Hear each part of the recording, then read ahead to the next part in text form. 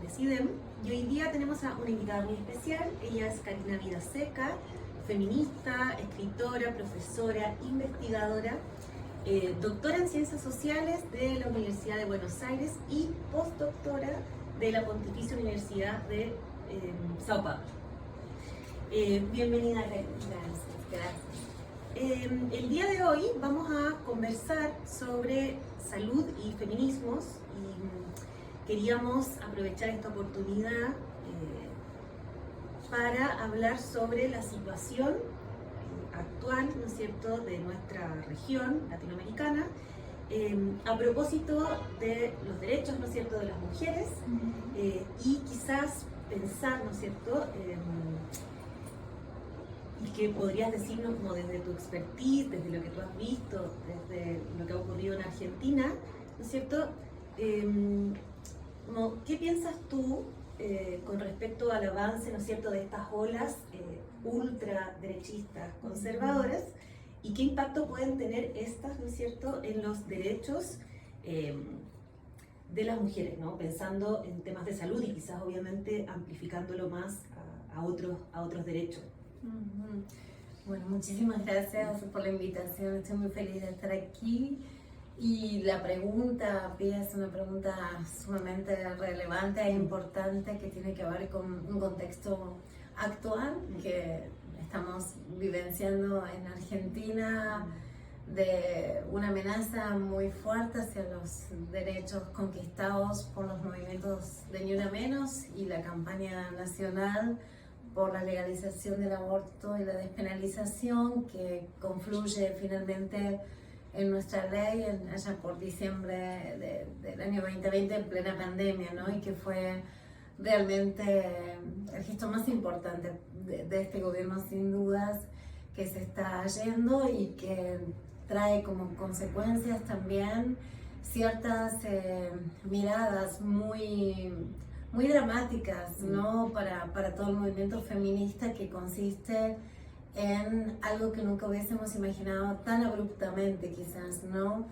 Que mujeres del partido del candidato de La Libertad Avanza puedan plasmar a través de un discurso no solo negacionista, sino también rondando el fascismo, podríamos decir, porque realmente quizás a veces me parece que también se confunde lo que es la derecha con discursos que intentan eliminar al otro, ¿no? Que es el aniquilamiento del otro en términos de lo que Carl Schmitt ya llamaba el campo amigo-enemigo. Entonces creo que estamos ante un discurso y por eso también las mujeres que organizan su vida, organizamos nuestras vidas en función de una economía comunitaria, en función de un tejido, de una trama colectiva que ha sostenido en pandemia, nos ha sostenido en red, es el público y la audiencia que no vota esa agenda fundamentalista, ¿no? Entonces,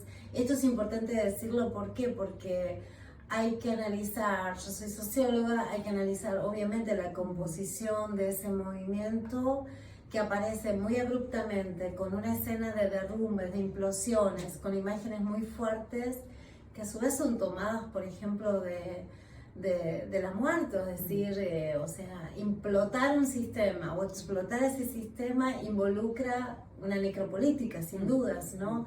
Entonces, claramente es un discurso de muerte, ¿no? Mientras las mujeres tenemos ese discurso que es el discurso de la política de lo común, del tejido comunitario, de la vida, ¿no? Y luego está, por supuesto, la agenda de antiderechos, que son agendas fundamentalistas que están sostenidas en frentes y religiones evangelistas que conocemos, y también en los extremos, ¿no? Lo que sería como un movimiento más cercano a los extremos de la derecha católica, que sostienen, ¿no?, el argumento de las dos vidas y de priorizar la vida de lo que ellos consideran bebé cuando en realidad no es considerado como tal, mismo por la ciencia, que ha comprobado fehacientemente que no es un ser humano integral, no es un ser humano completo, ¿no? Entonces, que hay, por supuesto, una estrategia política que lleva adelante esa fuerza política que sí tiene, por supuesto, sus adeptos y sus seguidores, pero también tenemos que no confundir esa composición del movimiento, ¿no? Por ejemplo, en Argentina, venimos del Encuentro Nacional de Mujeres en Bariloche. Ha sido maravilloso, porque allí, justamente una semana casi antes de las elecciones de ahora del balotaje, lo que va a ser el balotaje, perdón, las mujeres en los talleres trabajando acerca de cómo concientizar a sus propios hijos que querían votar en su primera elección de 16 años a una fuerza ultraderecha, bordando el fascismo, ¿no? Entonces aquí también hay un trabajo maravilloso de las madres, ¿no? Enseñando a sus hijos, haciendo el trabajo de la memoria, que es el trabajo permanente, constante, que nunca puede dar descanso. Y también las docentes, ¿no? Docentes que están en las aulas, sosteniendo los espacios, hablando con los chicos que no han nacido, por supuesto, ni en dictadura, ni han nacido en la crisis de 2001, y que necesitan también tener esa contención y también esos aprendizajes para que ellos puedan comprender qué representa ese voto, ¿no? Ese voto joven, ¿no? Y creo que ahí hay una lucha, hay una resistencia, de una densidad micropolítica que va desde abajo y que va recomponiendo el tejido social, ¿no? Que estaba siendo muy amenazado, ¿no? Karina, bueno, ahí decías esto, ¿no? Como que los discursos feministas, ¿no es cierto?, han tomado esto de ir por la vida, ¿no? Recordaba la articulación de las mujeres en Chile para derrocar la dictadura, que justamente se llamó Mujeres por la Vida, ¿no?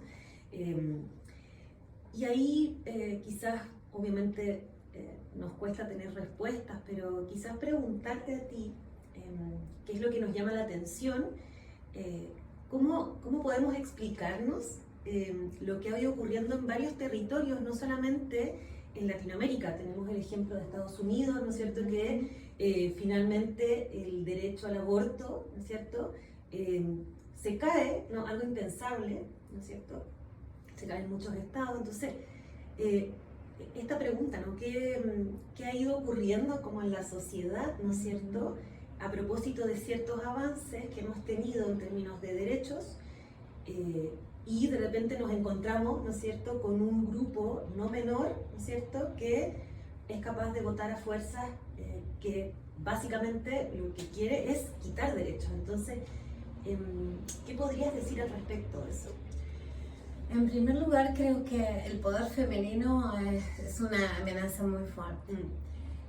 Nuestros cuerpos son cuerpos que son fuentes del poder, y siempre el cuerpo femenino, feminizado, ha sido una amenaza, ¿no? Por eso la casa de brujas, por eso todo lo que conocemos en la historia de los movimientos feministas y de mujeres, ¿no? Por un lado eso, por el otro lado la agenda global de la ultraderecha, que ha ganado cada vez más espacio, por supuesto en Europa, rebrotes nazistas que incluso están por disputar en ciertos países como en Alemania, la alternativa, discursos negacionistas. En Argentina, por ejemplo, un país que era ejemplo, al menos ante el mundo, de lo que implicó llevar a juicio a las juntas militares, el nunca más, las madres de Plaza de Mayo, las abuelas, todo lo que se ha hecho y se sigue haciendo, sin duda es indiscutible, y ahora estamos ante una amenaza de revisar el número, o sea, de posicionarse en que el negacionismo dice no son los 30.000, son 8.258 los desaparecidos, y también disputar esa escena política cuando en la legislatura se reivindica la dictadura. Es decir, en el primer momento en democracia, en 40 años que estamos celebrando el 10 de marzo, que en la legislatura se está reivindicando la dictadura y se está volviendo a un discurso que pensábamos que ya teníamos. Había un consenso social que eran los dos demonios, y hay algo también muy interesante que estuvimos analizando, cómo estas fuerzas están tomando el discurso de los derechos humanos, ya sea para erradicar todo lo que es los avances feministas en términos de derechos reproductivos, aborto, o sea, los derechos humanos del feto. y en términos de lo que representaría los derechos humanos de quienes fueron adelante siendo representantes del gobierno, pero sobre todo quienes representaron el extremo de esa dictadura que fue hacia el aniquilamiento del otro y fue implicar también una posición civil, porque la dictadura ha sido civil-militar, no solo militar, y sin dudas pensábamos que teníamos un consenso y ese consenso se comienza a resquebrajar cuando aparece con mucha fuerza el discurso negacionista. Aparece también en Italia, por supuesto, con el ascenso de la primer ministra, aparece en España con Vox Day, apareció en Chile con Katz, por supuesto, en Brasil con Bolsonaro y con Trump en Estados Unidos y Milei en Argentina. Digo, esto no es un dato menor porque tenemos que tener en cuenta que es una agenda global de la ultraderecha que tiene muchísimo poder económico y que la idea de un anarcocapitalista en el espacio político de Libertad Avanza de la Argentina está ligado a una ideología anarcocapitalista que se funda en los Estados Unidos en los años 70 y de donde los dichos acerca de la diputada del espacio que en las últimas semanas ha dicho las mujeres tienen el privilegio de matar a sus hijos porque a propósito pinchan los preservativos para quedar embarazadas, entonces tenemos que defender a los varones mediante una ley de paternidad, que ellos acepten o no. Es realmente un discurso que no es un discurso común, que sin embargo fue muy... o sea, creo que fue un momento muy bisagra para que ellos perdieran mucha fuerza. También, o sea, la gente toma conciencia de en realidad a quién voy a votar y eso es importante porque yo creo que las personas terminamos votando por la preservación de lo que conquistamos. Entonces no creo que las personas se arriesguen a un movimiento que dice ser antisistémica o anticasta cuando en realidad tiene la casta adentro o es representante de la casta, ¿no? Política. Entonces creo que realmente se fueron derrumbando cada una de las enunciaciones que se han hecho y se ha mostrado en realidad, al menos si esperemos al 19 de noviembre, que la sociedad no está yendo por ese camino. Entonces esto creo que clarifica muchísimo, que deja mayor tranquilidad y que igual eso no implica que sigamos trabajando en la micropolítica, ¿no? O sea, en las aulas, en las familias, hablando, no confrontando, que es lo que se quiere que sigamos con un discurso de violencia, de grieta, que no conduce a nada finalmente, ¿no? Y es un aprendizaje que tenemos que hacer también y que sirve a aprender de lo que sucedió en Chile con Katz, como también fue una experiencia que a nosotros nos ayudó mucho a ver cómo debíamos también proceder y el hablar con las personas no la mayoría sabe de política, ni entiende ni le interesa la política. Y eso también es un dato importante, o sea, las personas queremos vivir tranquilamente con una economía estable, cosa que también no tenemos porque el Fondo Monetario y la deuda que se ha tomado por el gobierno de Macri es una deuda que es impagable, que van a pasar 100 años, es decir, que ha dejado a muchas generaciones endeudadas. Entonces, a eso se sumó la pandemia y entonces las consecuencias están aflorando también, ¿no? Pero eso no significa que sigamos sosteniendo que lo importante es la colectivización, lo común, lo que estos discursos dicen que es comunismo o es una colectivización de la vida, en realidad es la política de lo común, que es algo contrariamente a lo que se supone que es la idea de una izquierda comunista que vendría a gobernar el mundo cuando no lo es, ¿no? Por eso también creo que es muy importante que las personas podamos pensar, reflexionar, tener espacios de palabra, espacios de escucha y poder votar. Y poder votar finalmente el 19 de noviembre en Argentina y sostenernos en la región con gobiernos que dignifiquen la vida, finalmente. Sí, ahí, bueno, desde las articulaciones feministas, ¿no es cierto?, tanto en Argentina, en Chile también, ¿no es cierto?, se han ido como, o sea, ha aparecido esta urgencia, ¿no?, por justamente concientizar con respecto a las amenazas a los derechos, ¿no?, ganados, ¿no?, porque los derechos se ganan, ¿no?, se conquistan. Entonces ha habido como esta idea de urgencia, y ahí desde la salud, ¿no?, o la salud mental, ¿no es cierto?, quizás desde estos espacios, tal como tú dices, concientizar con respecto a cuáles son las implicancias, ¿no?, de, en el fondo, tener a gobernantes que amenacen, tal como tú decías, como aspectos que creíamos que ya no eran como, que ya no teníamos que discutir, ¿no? Los cuerpos feminizados y la autonomía de estos es algo que las feministas venimos diciendo hace mucho tiempo, ¿no? Y de hecho la salud ha sido, y sobre todo la salud mental, ha sido históricamente, ¿no es cierto?, un espacio para subyugar a las mujeres, ¿ya? O sea, de hecho creo que por eso es relevante tener espacios como este que desarticulen ciertas ideas con respecto a los cuerpos, a la salud, y que, o sea, desde un discurso emancipador, ¿no?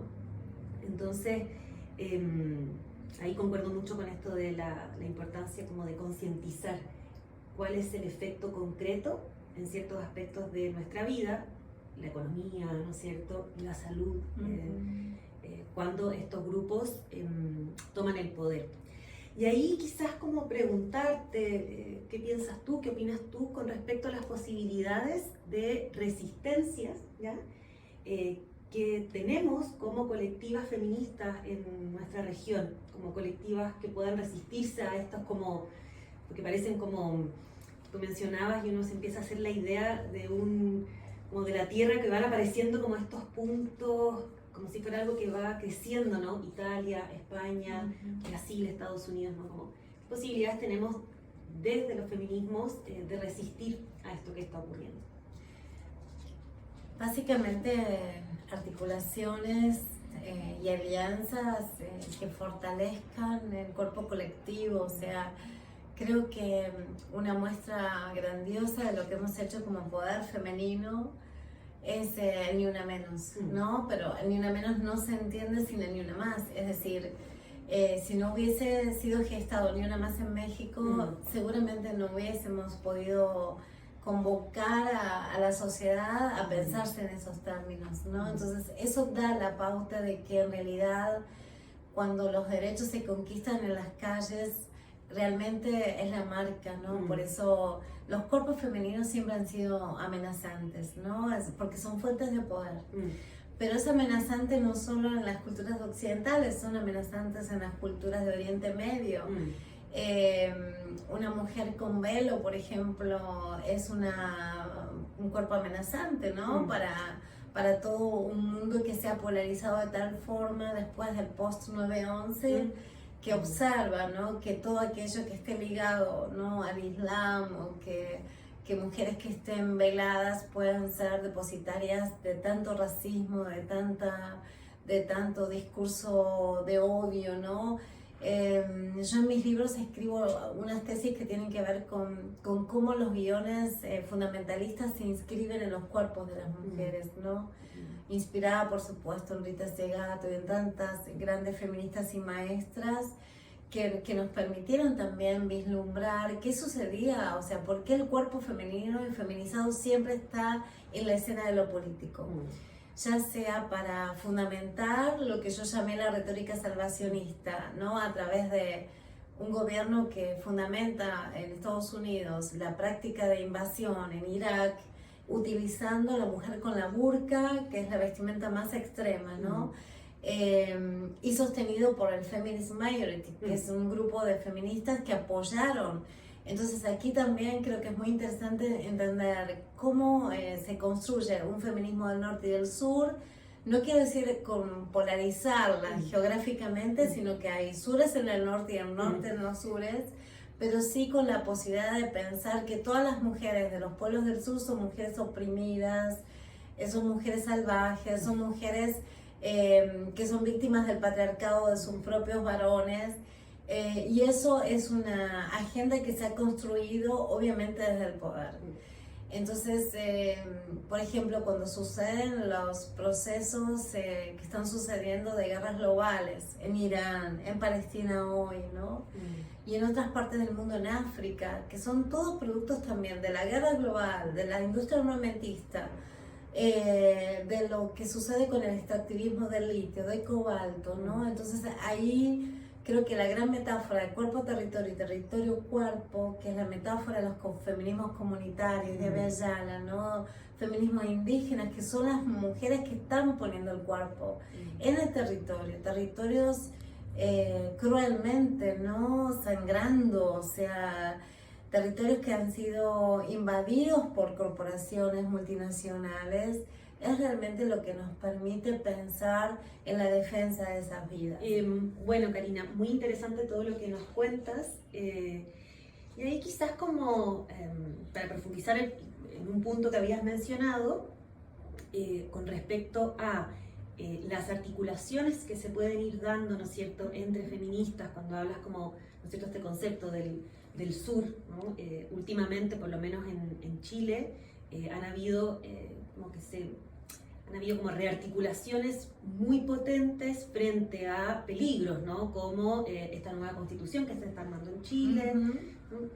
Y ahí como que quería que pudieras profundizar, ¿no es cierto?, en la relevancia de estas articulaciones y quizás como profundizar en una idea que acá en Chile por lo menos ha estado muy presente, y es que frente a ciertos hitos, ¿no?, urgentes, han habido articulaciones feministas con mucha fuerza, pero que pareciera ser, ¿no?, que luego se desarman. En Chile tenemos el ejemplo de, yo te mencionaba hace un rato, Mujeres por la Vida, que fue una articulación feminista muy importante para, en el fondo, acabar con la dictadura. De hecho, fueron las mujeres las primeras que se movilizan, ¿ya? Pareciera ser que eso como que se desarma, ¿no? Luego viene el 2018, ¿no? Luego como este proyecto de nueva constitución. Entonces quizás como que pudieras ahondar en ese punto. Sí, yo creo que ahí hay una cuestión que tiene que ver con la relevancia de ganar las calles, ¿no? O sea, somos callejeras, ¿no? Esa idea de María Lugones a mí me encanta, y también, bueno, se ve que bajó María hoy, la idea de viajar mundos, que es una idea preciosa de María, World Traveling, que tiene que ver con esta idea que ella tenía del movimiento, en realidad, porque el moverse y el conmoverse, es decir, el ser afectadas, ¿no? Hay una antropóloga llamada Fabret, que es de tunecina, que hablaba de la afectación. Y eso me parece que es muy hermoso, el concepto, ¿no? Y lo mismo de María Lugones. El World Traveling es, de alguna manera, lo que nos paralizó en la pandemia, ¿no? Que no podíamos movernos. Y el sentido del moverse es el sentido de mover montañas, es decir, de correr los cercos, ¿no? Correr los alambrados simbólicos, ¿no? Se hablaba también del aniquilamiento simbólico, ¿no? De los derechos, de los cuerpos feminizados, ¿no? Entonces creo que, bueno, Chile, el despertar de Chile, que ahora se conmemoraron 5 años, 4 años, perdón, 4 años, fue realmente, el despertar de Chile fue emocionante, porque todas las colectivas feministas, el Mayo Feminista, ¿no? Que fue realmente bellísimo, porque uno dice, wow, en realidad somos las mujeres, los cuerpos disidentes, los cuerpos trans, los que hemos hecho en todos estos años. Realmente hemos movido muchísimas convenciones, muchísimas restricciones, ¿no? Hasta lograr tantas conquistas que obviamente son una amenaza para el poder conservador, porque lógicamente, y además hay algo que también me llama mucho la atención, que es la idea de esto que veníamos hablando, Pía, de la renaturalización. Es decir, hay un discurso muy corpofóbico, ¿no? De las personas trans, de las identidades de género, de aceptar, ¿no? cuerpos que no son aceptados y no siguen siendo aceptados, ¿no? En realidad mucho también se habla del lenguaje inclusivo. Una escritora como Camila Sosa Villada, que es una gran escritora, ha dicho, bueno, también ustedes piensan que el progresismo, que es como denotando también un cierto progresismo burgués, que piense que por hablar con la E o incluir la E es una real inclusión material de esos cuerpos y no lo es. Entonces creo que es muy interesante porque hay también algo del orden de cuánto pensamos que hicimos o que subvertimos, ¿no? Y cuánto de eso se plasma realidad en los sectores populares, en las personas que no tienen accesos a derechos y que esas personas todavía están esperando, ¿no? O sea, yo creo que nos falta mucha autorreflexión, mucha humildad, pensar en feminismos que realmente conlleven una idea de plurinacionalismo, ¿no? Eso en los encuentros nacionales de mujeres de Argentina se disputa muchísimo la idea de un encuentro no nacional, sino plurinacional, que nos contenga todas, todos y todas en ese mismo, ¿no? Cuerpo colectivo. Y es una idea maravillosa, ¿no? Que dejan los feminismos, ¿no? Entonces creo que esta idea también de la micropolítica del tejido, de la densidad de ese tejido, ¿no? Que es realmente algo hermosísimo, ¿no? Y luego también cómo lograr confluir con otros espacios de protestas y movilizaciones que quizás nosotros nos cuesta mucho más movilizarnos por el ecocidio, por el cambio climático, cuando las mismas agendas de ultraderecha niegan el cambio climático, ¿no? Y quizás genere mucho menos respuesta, y entonces creo que ahí también hay que ver cómo tejemos, ¿no? Cómo hacemos el entramado de tejer las agendas feministas con las agendas ecológicas, criticando el ecologismo green o el greenwashing, por supuesto, o el pinkwashing, y cuestionando fuertemente todos esos discursos que bajan del norte, y pensarnos también en que podamos vincular esos tejidos en territorios, ¿no? En las comunidades indígenas, las lideresas indígenas están siendo muy afectadas en territorios indígenas, Kaiowá, por ejemplo, en Brasil. Hay una lideresa maravillosa que se llama Yang Anunja, que trabaja en el pueblo Cayambe y también en el pueblo, Kaiowá, en la Asamblea de las Mujeres Indígenas, denunciando las violaciones de niñas, de mujeres en territorios indígenas por los garimpeiros, por los terratenientes, o sea, en realidad siempre para quedarse con los territorios, ¿no? Entonces, esas agendas nos está costando también mucho, creo que lograr confluenciar cuando en realidad son demandas en común. Yo creo que lo que tenemos que lograr es lo que siempre cito a Spivak cuando decía una sinécdoca, es decir, entender que todos somos devenires, ¿no? Y en esos devenires estamos siendo aquellas identidades oprimidas, ¿no? Me gusta mucho siempre la idea de pensar devenir, que somos devenires, mujeres oprimidas, disidencias oprimidas, palestinas, mujeres afrodescendientes, mujeres indígenas, ¿no? Entonces, entendernos en toda esa multiplicidad de opresiones, creo que es uno de los retos más importantes de los feminismos del sur. Bueno, Karina, muy interesante, ¿no? Quedo como anonadada con todo lo que dices y con la profundidad que lo traes, ¿no? Te damos las gracias, ¿no es cierto?, por haber compartido este ratito con nosotras. Sabemos que has estado moviendo últimamente entre Argentina y Chile, así que te agradecemos mucho que nos hayas concedido este ratito.